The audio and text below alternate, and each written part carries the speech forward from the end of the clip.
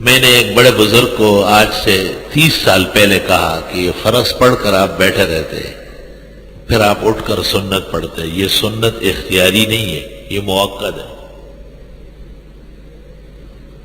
تو مجھے کہا کہ آپ نہیں جانتے، آپ بہت چھوٹے آدمی۔ جو انہوں نے کہنا تھا کہہ دیا، لیکن جب وہ فارغ ہو گئے تو میں نے کہا آپ کے استاد اور ہمارے حضرت بن نوری چھوٹے تھے یا بڑے؟ انہوں نے کہا وہ بڑے تھے۔ میں نے کہا معارف سنن میں منع کیا ہے کہ پہلے سنت پڑھے اور پھر اورات پڑھے۔ ان کے استاد مولانا انور شاہ چھوٹے تھے یا بڑے؟ آپ کے بڑے تھے یا نہیں؟ کہا بڑے تھے۔ میں نے کہا انہوں نے عرف شذی، فیض الباری، انوار المحمود تینوں میں لکھا ہے کہ پہلے سنت ہے پھر اورات ہے۔ پھر میں نے کہا آپ اپنے کسی بڑے کا نام بتائیے جس کو آپ بڑا مانتے، ہم مان لیں گے ان کو۔ لا الہ الا اللہ استغفر اللہ واتوب الیہ۔ شیشے کے گھر میں بیٹھ کر پتھر ہی پھینکتے، دیوار آہنی پہ حماقت تو دیکھیے۔ ایک علمی مغالطہ اور اس کا جواب۔ بعض کتابوں میں ہے وَأَن شَمْسِ الْأَئِمَّةِ الْحَلْوَانِي لَا بَأْسَ بِقِرَاءَةِ الْأَوْرَادِ۔ شمس الائمہ حلوانی نے کہا کوئی بات نہیں ہے، اگر سنتوں سے پہلے اور فرضوں کے بعد کوئی اورات پڑھ لے تو پڑھ سکتے ہیں۔ یہاں یاد رکھنا لا باسا لکھا ہے۔ کیا لکھا ہے؟ لا باسا۔ وَكَلِمَةُ لا باسا تُسْتَعْمَلُ لِخِلَافِ الْأَوْلَىٰ۔ لا باسا کا مطلب تو یہ کہ مال کراہیت کے جائز ہے، تو ہم تو چاہتے ہیں کہ کراہیت کا ارتکاب نہ کریں، یہی تو کہہ رہے ہیں، بات ایک ہی ہو، 150 اور 150 کا فرق ہو گیا۔ کلمۃ لا باسا تستعمل لخلاف الاولیٰ۔ یہ بات میں نے اس لیے تفصیل کے ساتھ ذکر کی کہ ہمارے بہت سارے طلباء جو ادارے میں قیام کرتے ہیں وہ بھی کئی جگہوں سے آئے ہیں، مختلف اساتذہ اور مشائخ کو دیکھا ہے، تاکہ وہ یہ مسئلہ سمجھ لے اور اس پر عمل کر لے۔ اسی طرح اس بات کی اجازت ہے کہ کسی کے پاس تسبیح کے دانے ہو، تسبیح کے دانے، اور فرصت میں اس سے اللہ اللہ کرتا رہے، بہت اچھی بات ہے، مذکر ہے، یاد دلاتا ہے وہ آدمی کو۔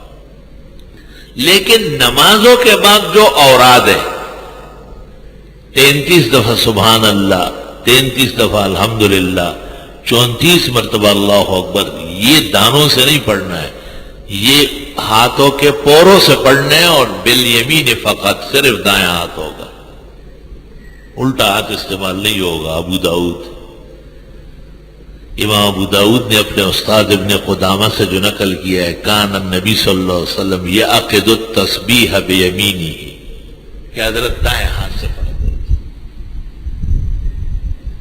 کوئی ضروری ہے کہ آپ زندگی بھر دونوں ہاتھوں سے پڑھتے تھے تو اب بھی پڑھتے رہیں گے تو علم کا فائدہ کیا ہوا؟ وَقُلْ رَبِّ زِدْنِي عِلْمًا، اور اے پیغمبر آپ بھی کہے کہ خدایا میرا علم بڑھا۔ پہلے پتہ نہیں تھا، کرتے تھے، اب معلوم ہو گیا نہیں کریں۔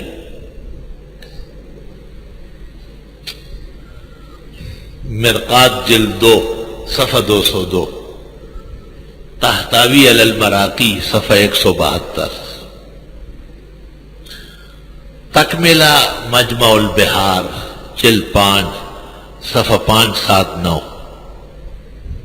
یہ تمام معتبر کتابیں، ان میں یہی لکھا ہے کہ صرف دائیں ہاتھ ہوگا، بائیں ہاتھ نہیں ہوگا۔ اب اگر کسی کے مفتی کے فتوے میں ہے، معذور ہے وہ۔ کسی اور شخص نے لکھا ہو کہ ہاں دونوں ہاتھ سے، تو یہ جہل ہے۔ جہل فی مقابلۃ العلم کوئی معنی نہیں رکھتا، بے خبر ہے وہ۔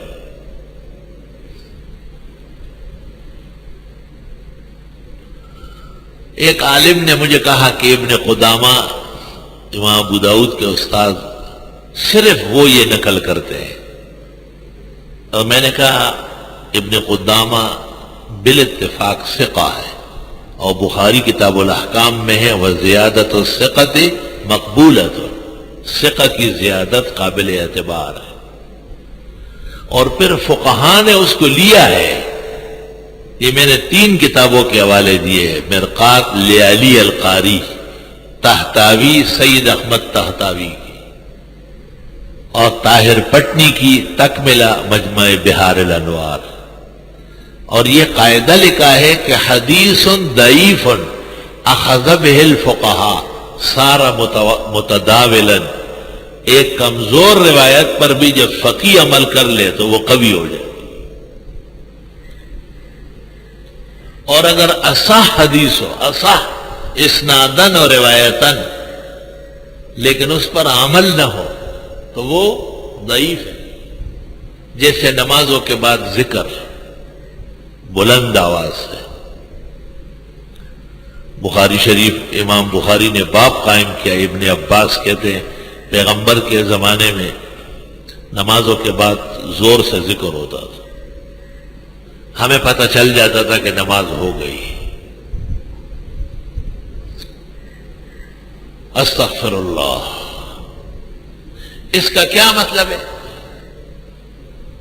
کہ پیغمبر کے زمانے میں زور زور سے ذکر ہوتا تھا؟ پہلی بات یہ یاد رکھو، محقق ابن الحمام اس طرح لکھتے ہیں، لم یعرف احد من الفقہاء قالہ، ایک فقی بھی امت کا نہیں جس نے یہ بات کہی ہے، عمل کسی کا نہیں، متروک ہو گیا۔